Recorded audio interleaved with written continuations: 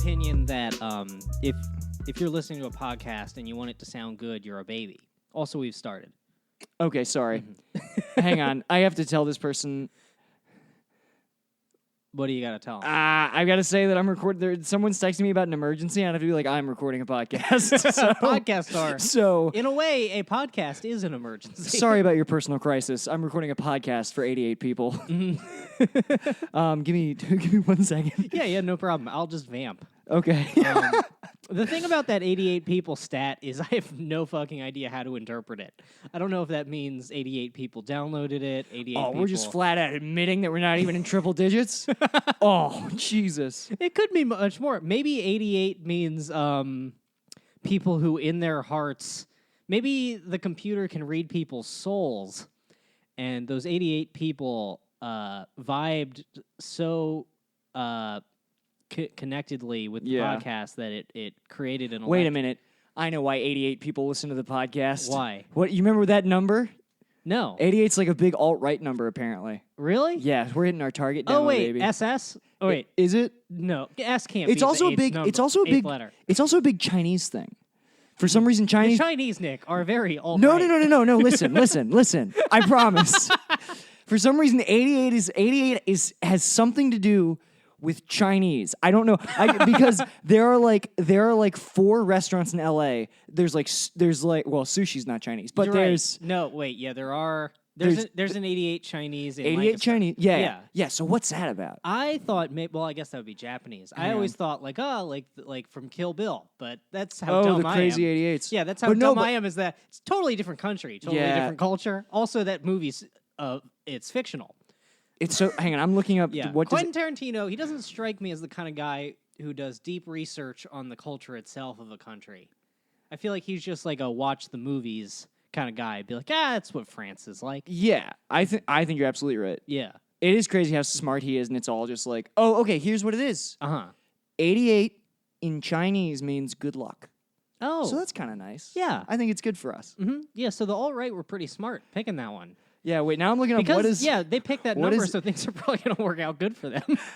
So I Googled what does 88 mean in Chinese, and I'm Googling what does 88 mean in white power.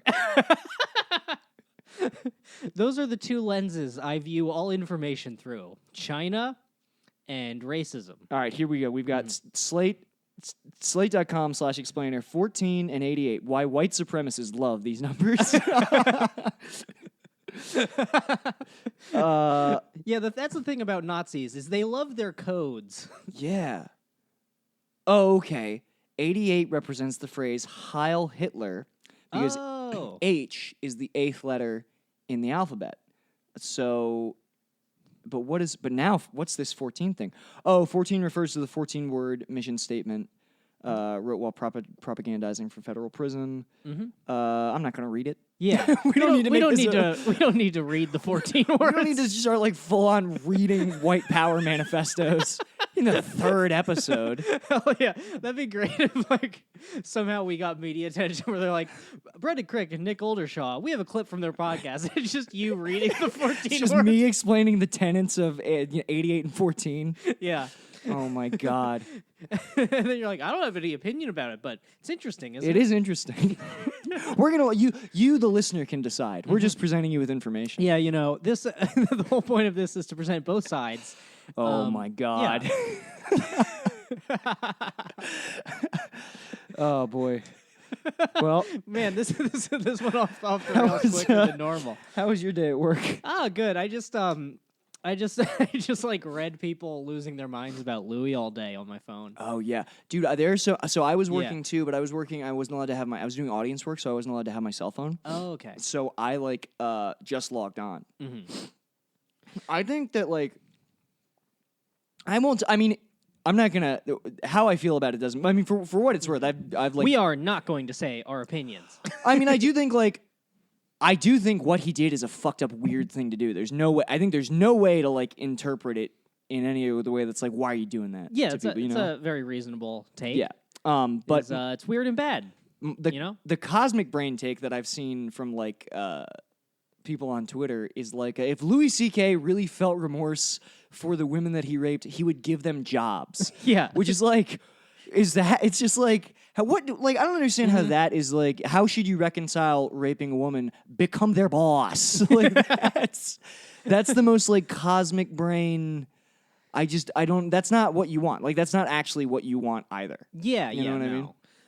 I mean, I don't think anyone really knows what they want. I think everyone's angry, and then also, like, if you're a comedian and you're in the public eye, you feel like whether you're angry or not, you're like, oh well, I can see the way the wind's blowing on this one, so I'd better get ahead of this and be like, I am also good, just so you know. Yeah. Yeah, I see what you're saying. Mm-hmm. I don't know, but also like, I don't know.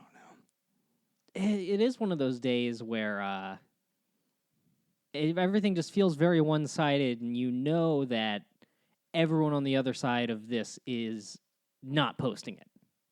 Yes. Yeah. Yeah. Like, which good. You know, I don't know. Like, my big takeaway is still, which again, like, this is obviously very callous to like victims. I don't know. My whole stance is just kind of like, who cares? Not who cares. I shouldn't. Yeah, I mean, oh boy. I don't think is it wrong to say that like certain issues that you can acknowledge, like, oh, that's valid and it's important, just don't resonate with. It's just, I'd be lying if I said that in my heart I care about this.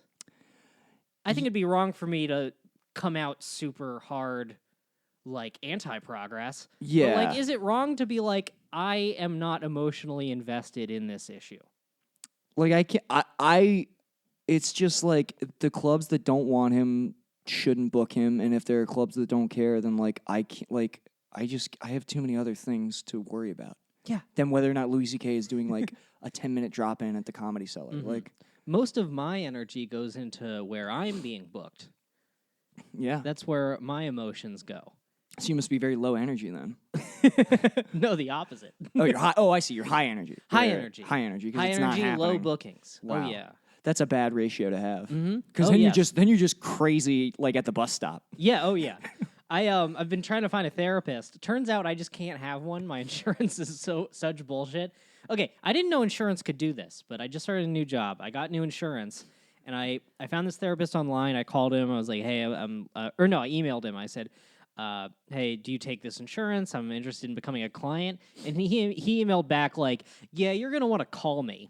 So I'm like, what the fuck does that mean? So I call him, and he's like, oh, yeah, you have that insurance, which means it's like a sold my soul to the company store type situation. Oh, yeah. Where I have this insurance, and I can only go to doctors that are in medical facilities owned by that insurance company. I cannot go anywhere else. Wait, but this seems illegal, right? Like, I don't know anything about insurance, but I mean, I don't trust I feel like, but it's so when you're as stupid as I am, it's easy to be like, well, it's all a scam. What did you think it was going to be good? Yeah. Like, what do you think? Mental health is good. Is it's going to good. help you. But here's the thing: you can, because in Baltimore, and I'm sure they're fucking out here because it's L.A. You can find a lot of like pro bono therapists who just like for the love of the game therapists, like really, and like I never went to any, but I had a lot of people recommend that I do. And apparently they're good. Like, apparently they're like, it's because all you really need is like, I guess, just a sounding board to like, bounce your thoughts off. I don't like that though, because like some therapists, they do it that way where it's like, oh, I'll just let you talk and come to your own conclusions. And I think that works for people who aren't naturally introspective, but I'm in my head all fucking day. It's a nightmare up here. But the wheels are turning. I don't. I know, but then the flip side of that is if your therapy is too directed, like, because the fucked up thing about therapy. I want a strong man to tell me what to do, to sit you down, yeah, to pick you up and flip you over. No, I want to be spanked. Yeah, I want someone to tell me I'm a bad boy. You want somebody to standing 69 you so your shit's all sorted. Yeah, pretty much. I guess. But here's the thing: I didn't quite follow that, but I did agree, and it's too late. It's just somebody taking control. Oh, yes. But here's the thing: when therapy is too, because like the fucked up thing about therapy is that like an ideal therapy session would be like a supercomputer, just like a totally unbiased, objective like information hub. It would beat me like chess. It would it would checkmate my my psyche. Right. But therapists are also humans operating with flawed brains, and often they bring their own baggage. That's true. I mean, that's the whole fucking thing with like Tony and Melfi. And I mean, to tie this back to something very important, The Sopranos. Yes. So like you can you can. That's why finding a good therapist is so hard because like a lot of therapists are fucked up too, and then and then what a lot of therapists will actually do is like project themselves onto you, and so then your life's just a mess. Oh yeah, that's true. My big thing is I always see I only feel comfortable going to male therapists because I'm afraid of slipping up and saying something horrifically. Like just me at my most emotionally honest. Yeah. I don't think a woman wants to hear that. It's not that it's just like I don't know. I feel like certain stuff. It's like it's dude talk. Like you got a locker room talk with the therapist. Is that fucked up? I think that's not what your concern should be because I think they're actually probably they're like prepared for that. I think what your concern should be is accidentally falling in love with your therapist. Oh yeah, that would be part of it too. 100%. That's what like you meet if she's attractive. Like you meet this like attractive like put together woman who's like giving you answers for like. Ooh no, yeah, I would 100%. Yeah, that's what your problem would be. Absolutely. See, I was just actually thinking about this, like separately. I was just like, because I was thinking, because we've talked about you going to therapy before, and that was like a rogue thought that I had. Was like, oh, Brendan would fall in love with his therapist. I'm pretty sure it happened before, but like years and years ago, and then I just stopped going. Yeah, yeah.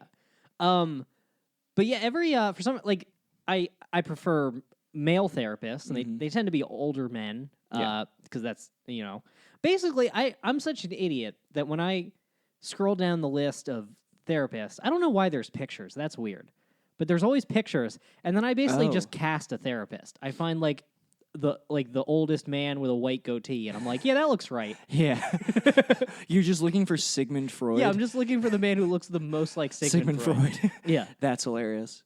So yeah, so I do that, and then they're all divorced, and to me, I don't want a divorced therapist. That's like if I went to the doctor and he just like wheeled himself in like fucking IV bags. And he's like, "All right, let's fix us, buddy." I'm like, "No, you're supposed to be all together." It'd be like if you go to the doctor and he has a cold sore, you're like, "Whoa, I don't know, like, I don't know if I want to take any advice from you." Yeah. Like my old therapist, I liked him, but definitely it was like, this is not an altogether man. Because I remember the first time we did therapy, I told him that I'm an alcoholic and everything, and he just kind of stopped and looked around. Yeah. And he's like, I just want to relate to you here. I think I should put some skin in the game as well. I was a cocaine addict for 15 years or something crazy. Like, I'm like, what? I'm like, I don't know. I mean, this guy's old, but like that's too many years. But there's always potential for relapse. Oh man, fuck. What about this? Like, this is something. This is like a rogue thought that's entering my brain. Black therapist. That might be a good combo. I've never even. Oh no! No, I know where you're going. No, you don't actually. Oh. What I was gonna say is I've never even considered this, just because I go on psychologytoday.com and I search for my zip code, and then I just scroll down and I consider only the men, and they've all always been white. Yeah, we got to find a black therapist, dude. You know what? You know who I think I would really respect is like an old Chinese therapist. Yeah, I understand, but I understand it is a racist instinct. It's completely racist. It's very racist. Because like when you see an old Chinese person, you trust them. You're like, well, of course he knows everything. Of course he has wisdom. He's 1,000 years old. What race would you trust? This is no, it's great. I love this. Yeah, no, I mean I don't regret it, but like, yeah, this is a spicy topic of conversation. My Lyft driver to get here was Chinese. Didn't speak a word, but I'm certain that he had all the secrets of the universe locked away. His car was. It's probably the most Chinese experience I've ever had in my life. I got in his car, and all of his seats, the seat covers looked like Chi-Chi's outfit from Dragon Ball. Like that was like how he like covered the. This dude was a wizard on the road too, man. Could you remind me again what Chi-Chi's outfit looks like? It looks very Chinese. I don't know. I don't know how to describe it. Other than to say that it also had like they were like it was like the seat covers, they were like cloth, like red and green cloth, and then like what should have been padded. It was like it was wood. It was like slats of wood. It was like an ancient Chinese car seat. Huh. It was crazy, but this guy he was great. He did a great job driving me. Completely shattered the stereotype about Asian drivers. This sounds like a very woke experience, and I'm very happy that you were able to expand your racial attitude. Nah, it's just that guy. Just It's just yeah. Whew. Anyway, we're good. Yeah, Moving we're on. No, he was great. He did a great job. I tipped him like $5. Dude. But yeah, so I don't know. I was looking at it today. I was looking at my my benefits, and it says that I can go to one building in Reseda. I can go there. Oh, how far is that from here? I'm trying to remember. It's like a half hour from here. Jesus. Which is annoying. You know, I wanted something in Burbank, and it says I can pay my copay is like $20 to see. I don't think I even get to pick what therapist. I think they just like throw me in with like. I think it's like when you call in customer service somewhere, and you're like, "Can I talk to the same guy as before?" And they're like, "No, but I have his notes here, so I can." I'm just imagining you in like a kennel of depressed boys, like. Yeah, 100%. It's me in like a visitation room at a prison. Yeah. It's just like a bunch of people, all little two top tables. Yeah. When your session is done, they just blow a whistle and bring in the next boy. Bring in the next broken boy. That's so funny. Man, that sucks. Yeah. But so it's $20 for that, or it's $10 for group therapy. But like group therapy, that's normally when like something's happened to you, right? That's just AA, right? What Yeah. they're describing is probably like AA. Yeah, which is free. Right. Go to AA. Well, I don't know if I want to go to AA. AA kind of sucks. Does it? Yeah, AA, it's kind of for weak cowards, in my opinion. Is it? You should just start drinking again. No, I mean, here's how you quit drinking, is you just are incredibly strong and just confidently willed. Oh, my God. And you make a rational, informed decision to quit drinking because you're very smart. Yeah. Where what a coward does is he throws himself down and begs God, which I'll admit, God is good. But if God's keeping you sober, buddy, you didn't do it. It's really funny how you say all the things you believe in like a sarcastic voice. It's because, truthfully, I don't know what I You believe. have no idea. Yeah, that's I have fine. no idea. You know what? The first year in LA does that to you. I can tell you from experience. I was a absolute mess, like in terms of my own identity, up until I feel like 6 months ago. Okay, that's good. Yeah. Um, I'm watching you go through it. Well, I think I've always been like this too. I was just thinking today, because I was like fantasizing. I was looking at my beard in the mirror at work, and I was like, oh, my beard is coming in the best it's ever come in. It's looking pretty thick. Must you be know, nice. My hair's coming back, and then I was just I was like, maybe if I grow my hair, I bet I could be a headband guy. And then I had to stop and be like, what are you doing? Oh my 'Cause God. Once a year I do this. I like convince myself like, oh, I could wear accessories. You almost went right back to like 2012, Brendan. I know. I feel like accessories with you, it's like a parasite. Like it's like Yeah. a symbiotic. Like you put the cowboy boots on, and they're like, we're in control now. It's true. Yeah, I become an entirely different man. It's Spider-Man 3 with fucking trucker hats. I should explain to people listening who don't know me that I wore cowboy boots every day from 2008 to 2012, and you know I lived. It's not like I lived in New York City or something like that. Like Yeah. I lived in a rural area, but no one else was doing that. You would show up.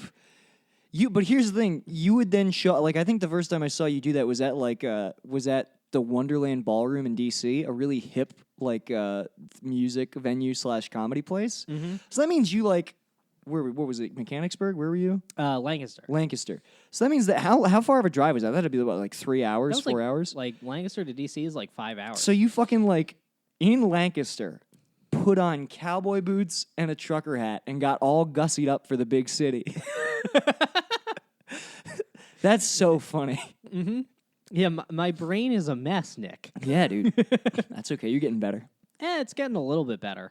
I'm more aware of it, but it is still just there's ghosts up here. I know. Man, that sucks. When I visualize my brain, it's like a thought is back here, and to get through unscathed, it's like it's going through like a side scroller level where Yeah. like big metal plates are crashing down and almost crushing the idea, Yeah. and it's like rushing out frantically, and then it comes out the end and Yeah. possibly just falls into lava. And those big metal plates are just like, wear male earrings, fucking like, turtlenecks. Yeah. And it's and that's what you're fighting all the Turtlenecks would time. be funny. I think I did at the end of high school. I went through a period where this was when I was reading a lot of theater, and I thought like, oh, maybe I'll be a playwright. Yeah. Not considering the fact that like I'm retarded. It's not and I can't read. 1906. Yeah. You fucking idiot. Yeah. It's like, oh, What do you do for a living? Just a playwright? How?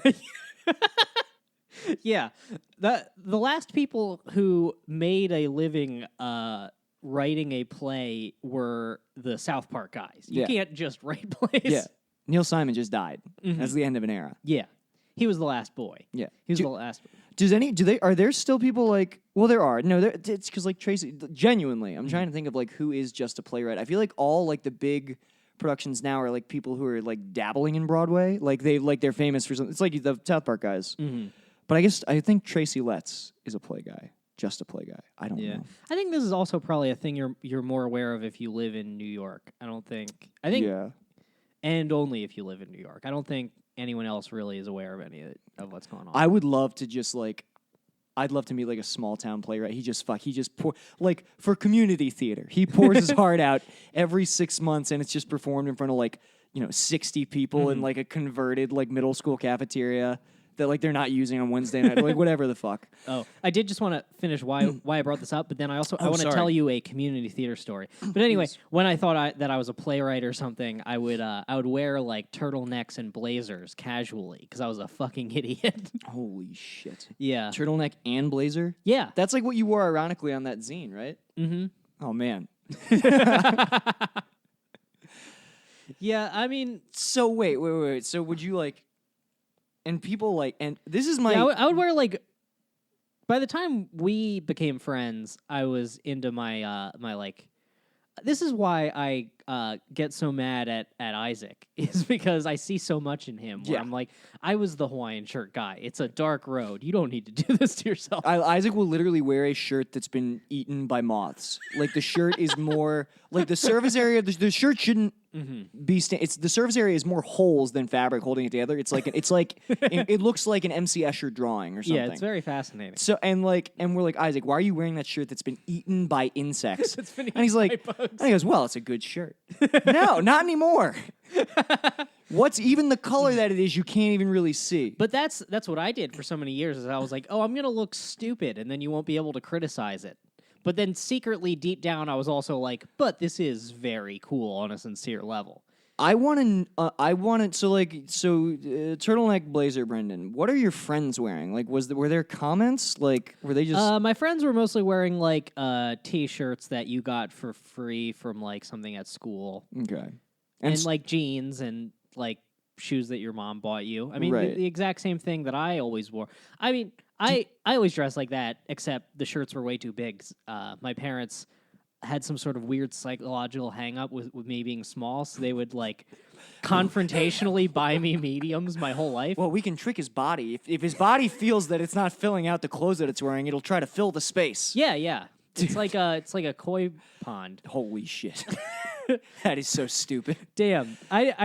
I don't think I've ever said that out loud before. That is so and funny. I didn't even think about like why they did that. I always just thought like, oh, my mom thinks I'm a medium. It's whatever. And now I'm like, no, something very complicated was going on. Do you know what's weird? That's a mom thing. Because my mom would do the same thing. She'd buy me large shirts. Maybe it's like a weird like.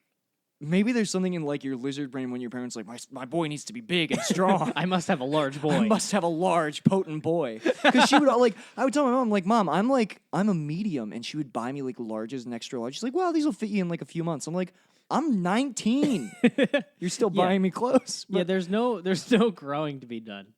But yeah, then I once I started driving, then I panicked because I realized that I just looked like shit all the time. Yeah. I'd wear like wireframe glasses, which were out of style at the time, and like a shirt from something at school that was way too big, Right. and then big baggy. My mom would buy me like way too big jeans that I have to cinch with a giant belt, and then they would also be way too long. So then she would hem them, but like not with like the proper hem. So it'd just be like it would look like dress pants at the bottom where there's no seam. So This is so funny. This is way worse than my mom buying me a shirt. Yeah. Your parents were like, I have always looked bad, and in different ways every 2 years. Your parents were like in full on like disappointed denial. Going to bed. No son of mine's gonna be small. Yeah, That's so fucked up. I remember my dad, and I wasn't an athlete. I didn't work out. My dad made me just drink protein shakes to no end. Like, if you don't work out, you just get fat. Are you okay? No. I didn't I did not realize this about like your home life, that there was this much pressure. See, I forget too, because now our relationship is very nice. So I've got the same deal. We're like, it's so nice that like You forget all the problems. Well, I didn't forget. I just think I like made the choice where it's like, all right, well, at this point, hanging on to it is just like petty. Because like I went off. I did my own thing anyway. Like despite their best efforts. I'm sorry, someone's calling me. Let me make this silent. God damn, man, I'm fucking this podcast up. Tell them it's an emergency podcast. We're I breaking wonder through. who is calling. I hope that's probably a bill collector. Fuck it. What bills are you on the grid for? There's a few. there's definitely a few, but it's okay. That's the only way anybody can trace me. They don't know where to send the letters. Yeah. like that would be great if you went into collections so hard that like the government is triangulating the call. Yeah. Oh fuck. No, I mean they wouldn't do it for like. I'm sure. I feel like of all the money I owe, it's like. The grand total, it's spread out over a lot of like different, but it's like $860 or something. It was great. My one, there was one company where like I paid off the debt, but there was like interest or there's whatever the word for it is, and they were calling me, and I switched my phone carrier, but like I told them I was like I can't pay it. They're like you have to pay it. I'm like I'm not gonna pay it. And then they got like really mad at me. But then I switched my phone numbers. They're probably just like furious now. They'll never find me. I'm sure that no one there is actually like angry.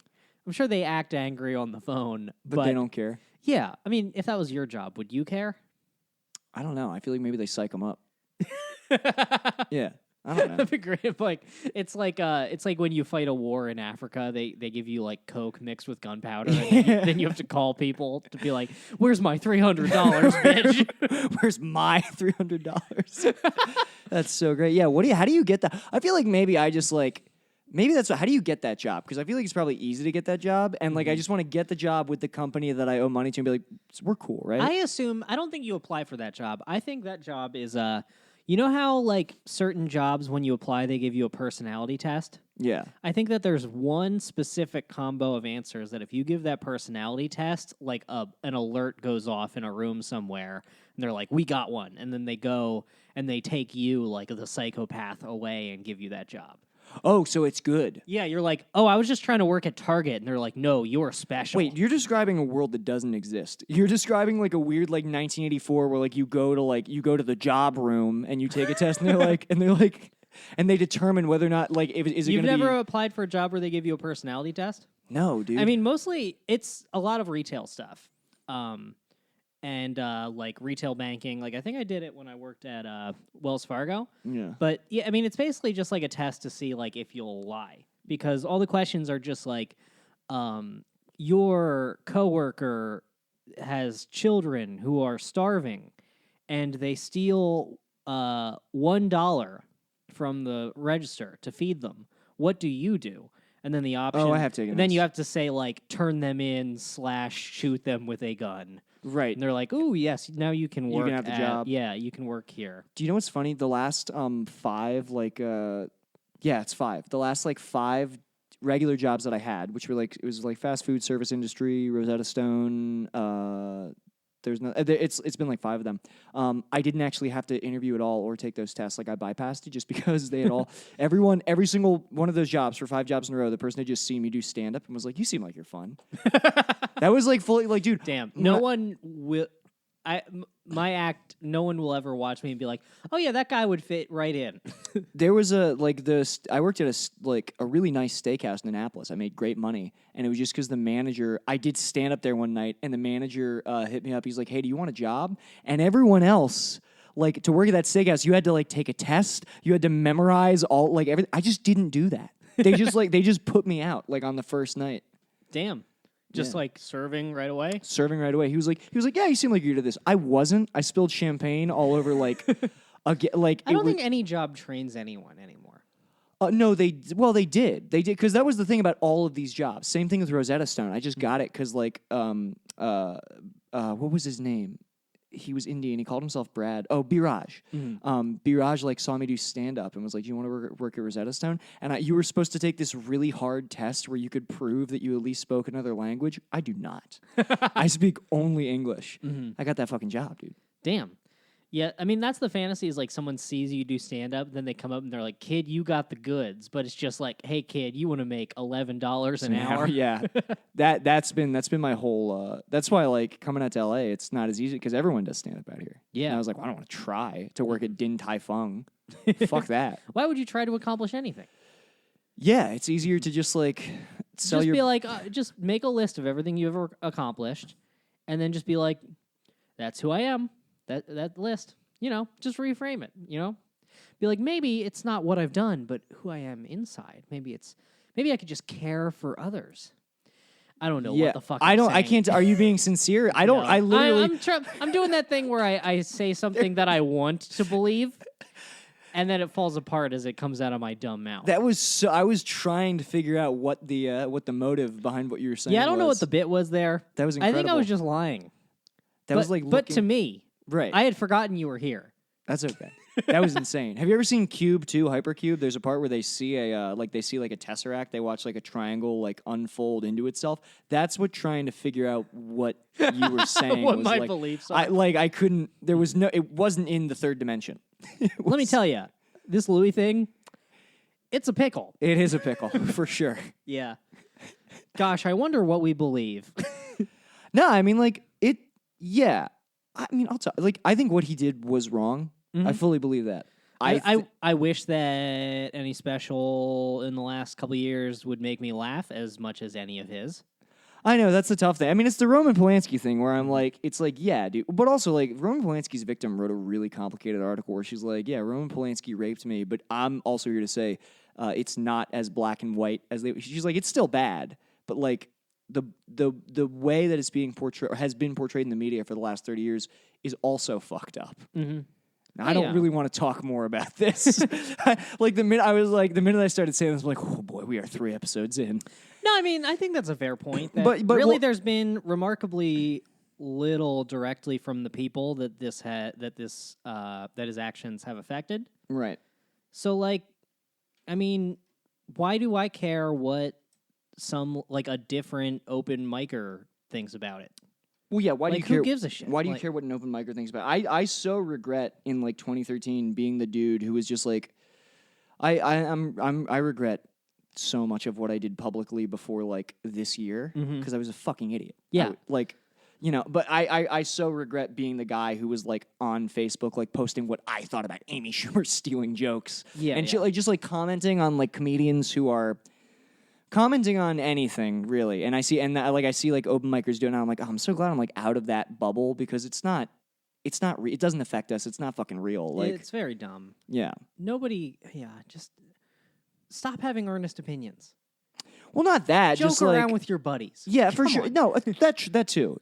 Not don't have earnest opinions. She's like, it is also good to be earnest, but like just the grandstanding of it all is where I'm just like, yeah, who are you doing this for? Mm-hmm. You're doing it for the likes. This is not like, so rarely is it like a true conviction. It's someone being like, I know that if I write this thing that I can get like 100 likes from the right people in the open mic scene. Those 100 likes are gonna make me. But what I was gonna say as far as like his specials being funny, like it's like that's what's fucked is like Roman what Roman Polanski did was it was wrong. Like there's no two ways about it. Mm-hmm. But fuck, dude, Frantic is a great movie. Have you ever seen Frantic? No, I haven't. Yeah, well, it's a gift. And it's like it's one of those things where it's like I gotta separate the art from the artist and watch that.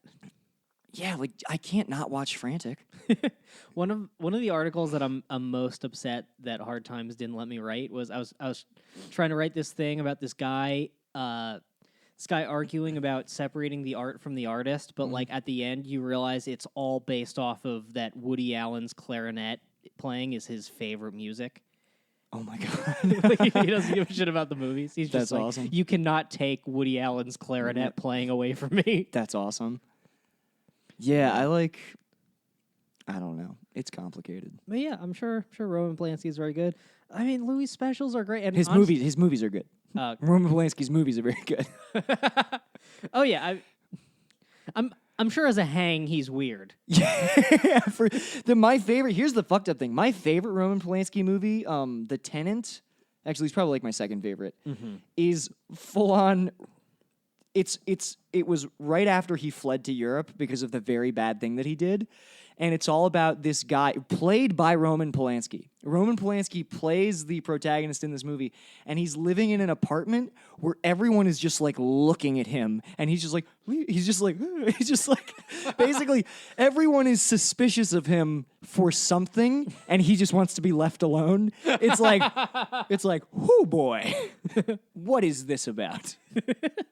That's very cool. It is very. It's cool. It is very funny to dog whistle your confession in the art in a fucking movie. Like Louis' bit. Like everyone brings up. Everyone's like, "Oh man, he has all these bits about jacking off." He was trying to tell us, but they forget about that. Do you remember that bit he had where he was like, "I'm famous and rich, but this could go away soon." Yeah, yeah. Well, no. He did a Colbert interview that was Sorry to cough. He did this Colbert interview. He was talking about like when they were working on the Dana Carvey show together, and he makes like two jokes about Stephen Colbert cornering him and jacking off in front of him, and you're like, whoa, why are you doing that? And this was like 6 months before the thing. You think he'd be like, hey Louis, shh, stop, like maybe don't bring that up on late night. I feel like at a certain point, like he saw the way the culture was going. I feel like if I was him at a certain point, I'd be like, all right, let's get this over with. This yeah, probably. It's like a serial killer who wants to be caught. It's like, come on, guys. Yeah, I mean, I think that's just like a real impulse anytime you actually, because I think that comes from like guilt also. Yeah. I mean, yeah, guilt makes people behave irrationally. Yeah. Or it's like your subconscious being like, fuck, I need some sort of release, especially when the culture is going that way. And not to say, and like, not again, I don't want to say the culture is going that way. Like, yeah, like, like it's like certain things are right and wrong. It's not dependent on the year, but like, yeah, for sure. Yeah. But like, are you going to say that like 12 years ago or whenever these things happened, like we had everything hammered out? Like, not that things are all hammered out now, but it's like, we weren't having meaningful discussions about men and women and... Yeah, no, I think you're not. I think you're right. Just, I guess we were, but like, people were... like, comics weren't talking to each other about like when it's okay to like hit on like in what situation, like... I don't know. Yeah, no, I understand what you're saying. It's easy to be like now, it is so absurd to me that I would ever flirt with any female comic in any situation. Well, it's also... But... Here's the thing. Just from experience, it's a bad idea. You shouldn't do it. Oh, yes. I agree. Getting into relationships with another comic is just ill. Like, yeah. Don't do that. Was never good. Like, there used to not be as big repercussions for it, but like, don't do that. That's not a good idea for either party. Yeah. Like, it is just a terrible idea that won't make you happy. But now I'm like, oh, and it's also like unprofessional. Totally, yeah. They're like coworkers. In like the early 2000s, like people didn't think of comedy as a workplace. It's like, oh, you're at a bar, you're at a festival and stuff. And well, I think also like with the advent of social, everything is more connected than ever now, and like that, and of course comedy is as well. Where like comedy is no longer just like you're on stage for like 30 minutes a night at like the Cellar or the Comedy Store or whatever. Now it's like you have like a presence. You have a constant presence that is. Like you kind of never get to stop. Yeah, I mean, that must be kind of nice. I mean, there was a time where you put out your special, and then you toured, and And then you'd put out another special, and most people didn't even realize that you were touring or like how comedy worked. They'd just be like, "Oh, you put out another one." I hadn't thought about him since the last one. There was no way to like check dates. You couldn't even go anywhere to check the dates of when he was going, unless they like printed it in the newspaper like a couple weeks before. Mm-hmm. You know. Yeah, you're right. It must have been. I feel like what? I don't know. I feel like I should be a little bit more precise with how I'm talking about this. Yeah, I don't like think it's not like I'm saying like, oh, the early 2000s were so far ago that like he couldn't have known. Like obviously you don't, you know. Yeah, there's no argument. What he did was wrong and weird. It was wrong then and it's wrong now. Yeah, but to act like there was the same consensus about like when like what constitutes like a working relationship and a personal relationship in this business. Sure. I see what you're saying. Yeah, totally. Mm-hmm. Yeah, you know, so, not that.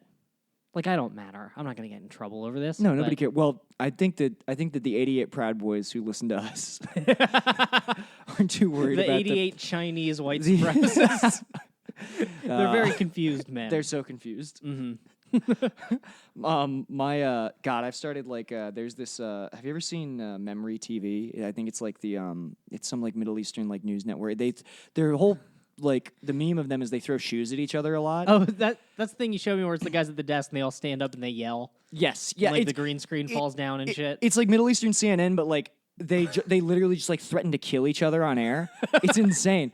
But like it's so cool. But they love like extolling the virtues of Adolf Hitler. Like there was just some screen capture today where it's like, I think it will in 15 years it will be safe to say we will truly miss the ideologies of Hitler. And that was a horrible voice.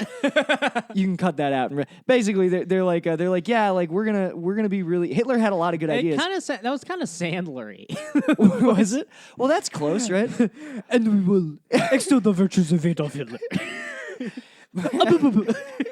I don't do voices, but I like the irony of that is like, hey guys, you know that if Adolf Hitler was around, like you guys would be out of here. Oh like, yeah, he doesn't like you guys. Mm-hmm. So I don't know. Yeah, it's kind of like when you see Mexican Proud Boys now, and you're like Mexicans in like MAGA hats, and you're like, you're like, what are you? Are you kidding? Like, listen, buddy. I mean, your heart's in the right place, but take a step back. A little too eager. Whoo, hot cast. Yeah. That's okay. I mean, look, this is so much better than... Yeah, if someone's listened to 3 episodes of this, they understand that we're just fucking idiots. Yeah, this is so much better than the 2 that we deleted. Mm-hmm. I'm very proud of this one. Yeah, no. I think, we were just, like, tired and stressed out, I think. Yeah, I also hadn't seen you. It's very hard to come back when, like, you haven't seen someone for 2 weeks and just be like, right where we left off. Like, it doesn't work out. Yeah. But, yeah, I was gonna go back to the whole just like getting into a sexual relationship with a comic thing. What you don't realize, because like Nick, we both agree, very bad. Oh yeah, it's bad. Oh yeah, I forgot that we have that we led the same life. Mm-hmm. Sometimes you date a comic and it ends, and then you just kind of have to believe you're big enough to move to a bigger city. Yeah, because you don't want to be about it. You don't want to be around that. What are you gonna do? Just stay there and be mature about it? Insanity. No, I think you needed to move anyway. Yeah. No, I mean. Yeah, there was nothing else to do there. What you don't anticipate, and you'll understand this, because like you think like, oh my god, dating another comic. The dream is like we'll write bits together. We'll be like Samantha Bee and that. Who's that guy that she's married to? He was also on the Daily Show. I don't know. Well, that fucking Bojo, whatever his name is. Yeah. We'll be like that, and you don't anticipate just the viciousness or like the competitiveness of like. Because also comedy's also like fucking swimming. You're like in an individual competition with everyone else in the pool. Yeah, right? it's true. Including your girlfriend. If everyone kills on the show, but you had the worst set, you failed. Yeah, I mean in your mind, yeah. Yeah. And then like when you add like again like relationship that mixed in with already volatile relationship dynamics. Oh my god. Oh yeah. What are you doing? It's truly a nightmare. Yeah. But you know. Yeah. That's why I'm never going to date anyone, comic or not. That's why I'm a Volcel. You're a total Volcel. Mm-hmm. Man of the cloth. Yeah. You know? I was texting In many ways, I am a priest. I was texting my friend my friend Jesse today, and we were talking about how we're both just gonna die alone, which is cool as fuck. Mm-hmm. It's so great to die alone. Now imagine that with a therapist, and that's what I was talking about earlier with all these divorced old therapists. Oh yeah, you're right. Like the one dude, it was very much like not quite, but it was like the sort of logic that you or I might apply to a relationship where. Right. I was talking to him about, like, I think I asked him, I was like, are you in a relationship or anything? He's like, oh, no, I don't do that anymore. I'm like, oh, no. What? And he's like, oh, yeah, I was in a relationship for a long time, but she's gone now. And I'm like, oh, like, he's like, it's okay, though. And he turned, and he opened this closet behind him. And inside were just, like, treasures, just, like, very expensive, like, things from Tiffany's. What? In like the original bags and boxes and everything. And he's just like, yeah, now I have all this stuff, She left us here when she left. I was just like, damn, this Your therapist still like your therapist is that's so crazy. Yeah. That's really weird, dude. It's very strange. He was like being passive aggressive about his failed marriage to you. To me. How many client. Years later? Yeah. That's when I would be like, yeah, so who do you see? Because that's where I'm gonna go. Like, yeah, I want to go see the glasses guy that Melfi goes to. Peter Bogdanovich, great director. Living in Brett Ratner's basement. Is that true? That's true. Damn. It's got to be a bummer vibe in that house. Brett Ratner got Me Too'd, right? Brett Ratner got Me Too'd to shit, dude. Yeah. It's funny. The funny thing about Peter Bogdanovich is, like, the cycle of Hollywood is so interesting. This is just weird, like, old Hollywood shit that I know. When Orson Welles was disgraced, he was living in Peter Bogdanovich's basement. And then, like, Peter Bogdanovich kind of, like, betrayed Orson Welles over the year. And then, like, Peter Bogdanovich, he was, like, much like Orson Welles, he was a hotshot young director who had, like, 3 masterpieces to his name. And then, like, Hollywood didn't want him anymore. And now where the fuck is he? He's living in the basement of the greatest auteur of our generation, Brett Ratner, the man behind Tower Heist. Tower Heist, baby. And now Brett Ratner's disgraced. So where the fuck's he gonna stay? Probably with Kevin Spacey. It's the Russian nesting doll, just like what's the word I want to use? Just the procession of basements. Mm-hmm. It's incredible to follow. I wonder whose basement we'll wind up in when we're disgraced. I've already done that. No, that was our living room. Okay, close enough. I'm amazed you didn't. Also, you're not disgraced yet. Not yet. I mean, I think I started out disgraced. I'm amazed you guys didn't make me move into the garage. Just like breathe, like breathe gas fumes. Well, you voluntarily moved into a hospital. Yeah, it was great. That was that was the nicest room I've ever lived in. Mm-hmm. I can say that confidently. Damn. It was great, dude. Do you think any here's a dark thought. Do you think any poor child has ever gone to the hospital and been like dying and been like, I get my own room? Probably. Where's the other bunk? No, Timmy, the whole bed's yours. There's no other bunk. Wow, dying's cool. They for sure don't get their own rooms though. Really? They're for sure. Yeah. If sometimes you do. If you're dying, I think you're usually in a room. You get you get a partition. They give you some. I'm pretty sure when kids die, they don't put them in like some Civil War ass tent with like. I guess that's true. I guess if a child's dying, they spruce it up a little bit. Yeah. Mickey's on the wall. You get a balloon. Yeah. You're in the Ritz, baby. That's got to suck to be a dying child and look at your Mickey Mouse sticker and your balloon and be like, you can't take it with you. Oh, man. That sucks. Yeah. Just lining up your Dragon Ball Z action figures like the terracotta soldiers who will guard you in the afterlife. That's hilarious. Oh, man. Oh, man. Imagine having to write your will at 9. The dumb shit you have to give to the dumb shit you don't want to give to your sister, but your parents still make you share. Yeah, you're like, I want to be buried with my toys.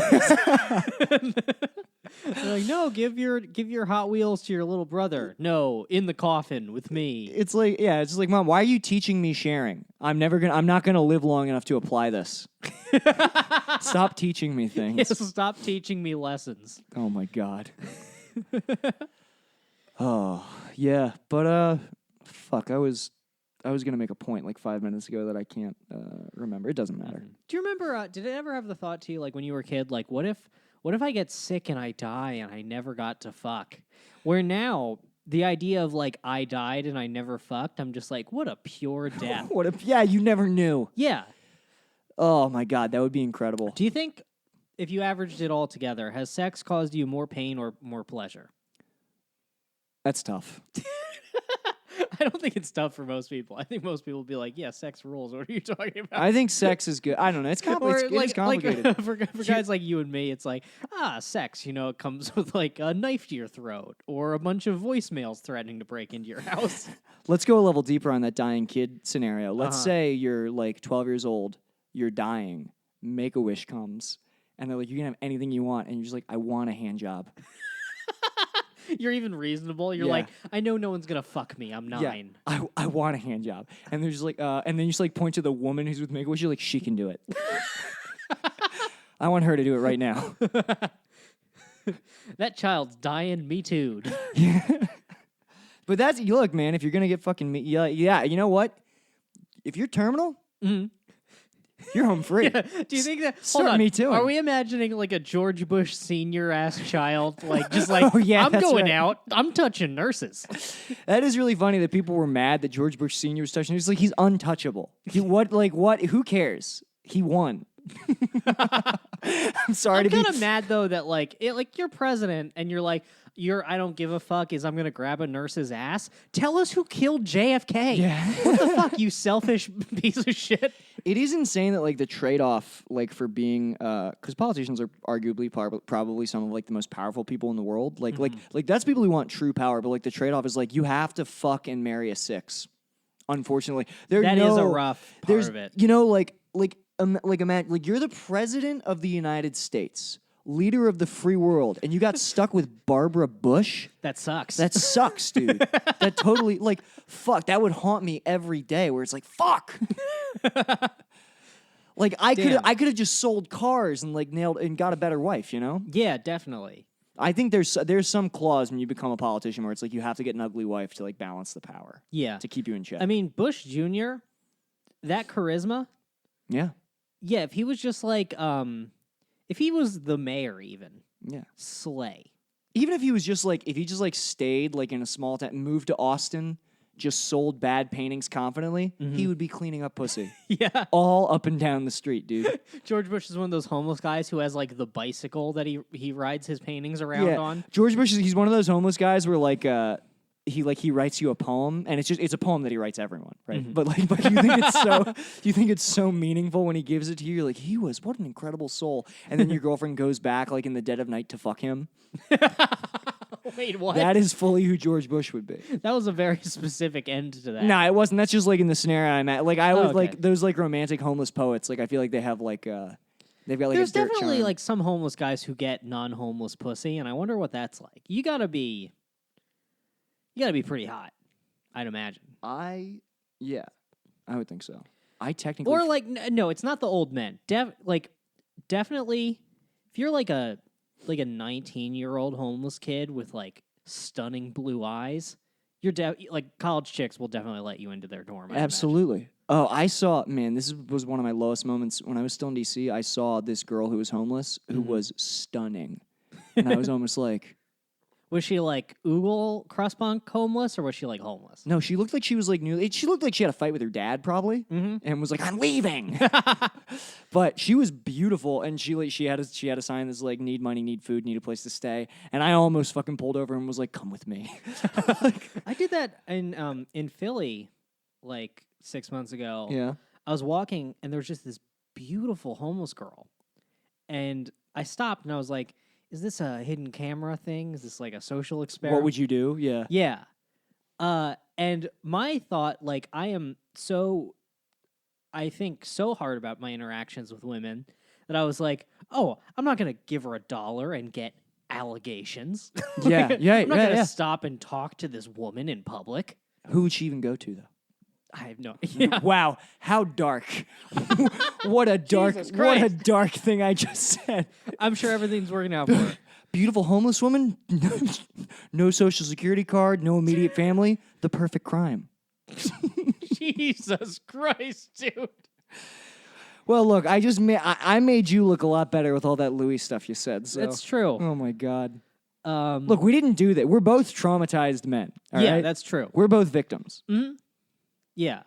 Truthfully, we are.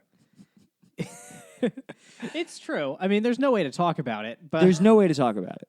It's also like I'm also like at the who point, cares? It's who cares. I'm also at the point where like I was traumatized and I've done a lot of work, and for me to like keep waving that flag, it's starting to feel like dishonest. Where I'm just like, I don't want to be like, all these people on Twitter where it's like at some point you should move on, Yeah. But whatever.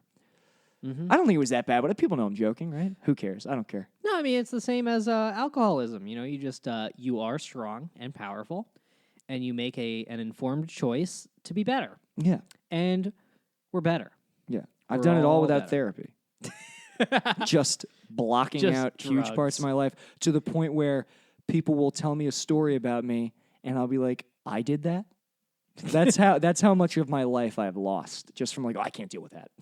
That happens with me too. Yeah. Well, but you have a reason for blacking out. Oh, because I was literally blacking out. Yeah. That sucks. Yeah. Yeah, I forget so much shit. Like the last time I went home, my one friend, she's like, "Remember you guys would get drunk and you would like have a contest to see who could get hard?" And I was like, "No, what?" Yeah. I have no.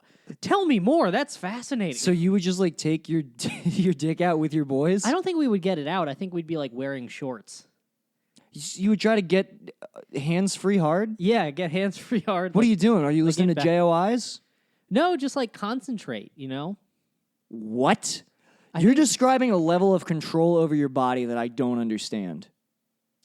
Yeah, I don't have it now. I can't even get hard when I'm fucking. You would now. do that when Not you were, that I fuck, and of course, you but- would do that when you were drunk. Yeah. So it was possible that it could, because I can't even imagine doing that sober. You're just willing yourself hard. Willing myself. I think I've also like ruined myself with how far down the rabbit hole I've gone. Yeah, of, and I mean, like- I've damaged my dick from just like pressing it into surfaces when I was young. You and Isaac, I don't know how you guys learned how to do that. Hey, I stopped. I know. It was instinct, I don't know how you learned to use your hand. Did someone teach you? Did you see it in a movie? That was your first instinct? Was, I grasp my hand tight but not too tight and move it back and forth? That's a good... How did I get there? I mean, I am a genius. Nick invented jacking off. I invented jacking off. I remember thinking I was the only guy who got hard. Did you think that? No. I remember being little, and my dick got hard, and I was like, I have a circus power. It wasn't that. It wasn't that I thought I was the first guy to get hard. It's that when my dick gets hard, it's not... The way they explained the dick getting hard in health class, I assumed it was like just like straight out. And I have that curve. I've got like a curved dick that goes up a little bit. Not like ridiculously, but enough that I get compliments. All right, we don't need to... we hold your applause. But, so... this is, in 2 years, when either of us fuck again, it was so... it's going to be a good time for that very patient woman. It was so embarrassing because I like went to my dad. I was like 12 or 13, and I was just like he was like at the computer doing work. like this because my dad's he does sales and he's on commission, so like he's like always working. And I like interrupted him from something important. He'd be like, "Hey, Dad, when my dick gets hard," I didn't say my dick. I said when I get an erection, my penis bends a little. Is that bad?